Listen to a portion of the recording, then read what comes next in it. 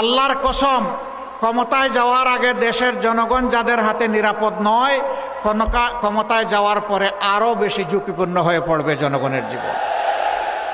মানুষ বুঝতে পেরেছে, তাই সারা বাংলায় এখন বাঁধ ভাঙ্গা জোয়ার শুরু হয়েছে ন্যায় এবং ইনসাফের পক্ষে। 15.5 বছরের চরম নির্যাতিত একটা দল, যেই দলের 11 জন সিনিয়র নেতাকে 1-2 করে খুন করা হয়েছে ঠান্ডা মাথায়, যে দলের অফিসগুলা সারা সময়টা জুড়ে বন্ধ ছিল, এমনকি এই নোয়াখালীতে ওই কঠিন সময়ে 15 সালে আমি একবার এসেছিলাম। আমার 2 ঘন্টার মিটিং 57 মিনিটে আমাকে শেষ করতে হয়েছিল। কারণ কি আপনারা সব বুঝেন, আমি আর বলতে যাচ্ছি না। সম্মানিত ভাই ও বোনেরা, এরকম একটা অবস্থা পাড়ি দিয়ে আমরা যখন 5 তারিখ হাজার কর্মীকে হারিয়ে, হাজার হাজার কর্মীর পঙ্গুত্ব বরণ করার বিনিময়ে, হাজার হাজার লক্ষ লক্ষ জুলাই যোদ্ধার ত্যাগের বিনিময়ে আমরা যখন 5 তারিখ পেয়ে গেলাম, তখন আমরা উচ্ছ্বাস করি নাই, মিছিল করি নাই, স্লোগান তুলি নাই। আমরা শেষ দায় পড়েছি আল্লাহর দরবারে শুকরিয়া আদায় করার জন্য।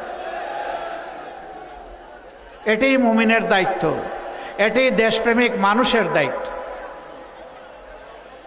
আপনারা জানেন সবগুলো অফিস বন্ধ, আমাদের নিবন্ধন নাই, প্রতীক কেড়ে নিছে, শেষ পর্যন্ত দিশাহারা হয়ে আমাদেরকে নিষিদ্ধ করে দিছে। এটা আর কোনো দলের প্রতি হয় নাই, অন্য কোনো দলের নিবন্ধন বাতিল হয় নাই, প্রতীক কেড়ে নেয় নাই, নিষিদ্ধ ঘোষণা করে নাই, অন্য কোনো দলের নেতাদের বাড়িঘর বোলডোজার দিয়ে ভেঙে দেওয়া হয় নাই। এই সব আঘাতগুলো, যন্ত্রণাগুলো এসেছিল জামাতে ইসলামী, ইসলামী ছাত্র শিবিরের উপর, ইসলামী ছাত্র সংস্থার উপর। দোষ কি আল্লাহ তাআলা জানিয়ে দিয়েছেন, ওমা নাকামু মিনহুম ইল্লা ইউমিনু বিল্লাহিল আজিজিল হামিদ। এদের দোষ হলো এরা আল্লাহর উপর ঈমান এনেছে, আর এরা বলেছে পরম পরাক্রমশালী আল্লাহ ছাড়া কারো কর্তৃত্ব মানি না। এরা বলেছে যেহেতু আল্লাহই আমাদেরকে সৃষ্টি করেছেন, তিনি আমাদের রব, কাজেই সমস্ত তারিফ প্রশংসা হবে আল্লাহ তাআলার।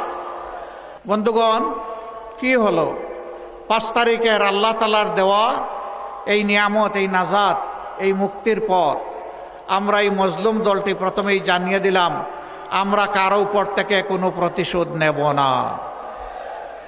আমরা আমাদের কথা আলহামদুলিল্লাহ রক্ষা করেছি। আমরা আর্থিকভাবে দারুণ ক্ষতিগ্রস্ত হয়েছি, কিন্তু আমরা আমাদের সমস্ত সহকর্মী শুভাকাঙ্ক্ষীদেরকে অনুরোধ করেছি যে আপনার টাকা চুরি করে নিয়ে গেছে, ওর সম্পদের দিকেও আপনি হাত বাড়াবেন না। আমরা চাঁদাবাজি করি নাই, আপনারা সাক্ষী। আমরা বলেছিলাম আমাদেরকে মামলা হামলা করে নাজেহাল করা হয়েছে, খুন করা হয়েছে, গুম করা হয়েছে। আমরা এই ধরনের মিথ্যা মামলা দিয়ে কাউকে হয়রানি করব না, কোনো মামলা বাণিজ্য করব না। আপনারা সাক্ষী, আমরা মামলা বাণিজ্য করি নাই। আমরা কি কথা আপনাদের সাথে দেশবাসীর কাছে যে ওয়াদা করেছিলাম তা রাখতে পেরেছি? আলহামদুলিল্লাহ। আমাদের সহকর্মীরা দেশকে ভালোবাসে, এই জন্যই কোনো মানুষের ক্ষতি তাদের দ্বারা হয় নাই, আগামীতেও হবে না ইনশাআল্লাহ।